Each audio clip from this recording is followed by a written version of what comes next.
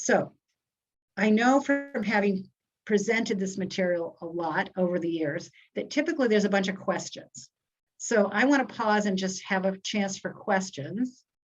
So if you're not sure, that's okay. Sometimes people after this session left going, oh, now I understand what my pattern is, and they went back and changed it in their report. That's fine. So just start to be curious, right? And the more that you understand about this, the more that it'll be helpful to you. Okay, what do brainwaves have to do with the thinking types? What do you want us to understand? All right, so different inputs, visual, auditory, and kinesthetic triggers put different ones of us into these different brainwave states, resulting in these 6 patterns. The point of it is to understand what's my pattern, how do I best use my instrument, and other people don't think like me. And when I'm expecting them to, I'm making assumptions about them and conclusions that may not be accurate. It may just be these differences. Like I asked my husband to do something. He doesn't remember. I get mad because he doesn't remember. And I think he doesn't care about me, he doesn't love me, etc. Right? I make those assumptions. But actually it's because auditory information, he doesn't retain the detail of. If I write him a note, then it's not a problem, right? So it's about understanding the differences between how you think and how other people think and how to be most effective in collaboration. It just shows difference in our preferred state with and after menopause.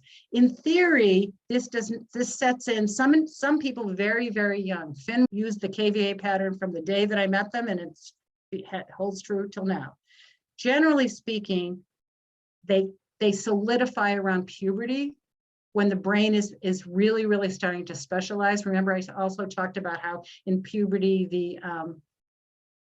the brain sheds by half of its potentiality to wire. So it's really like starting to focus on, here's how I operate. Here's my thinking talents, and here's my mind pattern, and it's more set.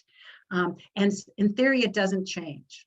So it doesn't necessarily change, although you may be more aware of some of the other aspects of how you think than you were before.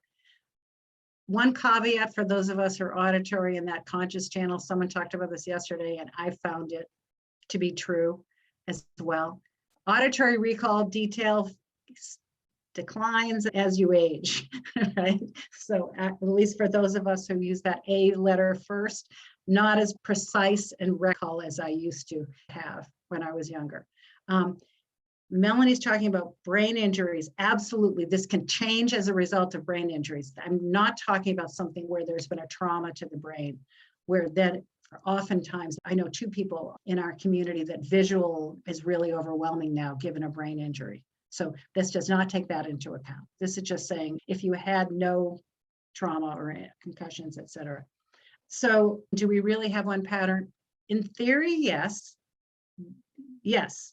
The assessment was created on the research from Collaborative Intelligence, and that's how they came up with the 14 questions that they think most likely give you the right thing. But no assessment is perfect. If it doesn't feel like it fits for you, then go back and look at it again and say, is this useful at all? Remember, right to pass. If you think, I don't like this, this doesn't help me, then just ignore it.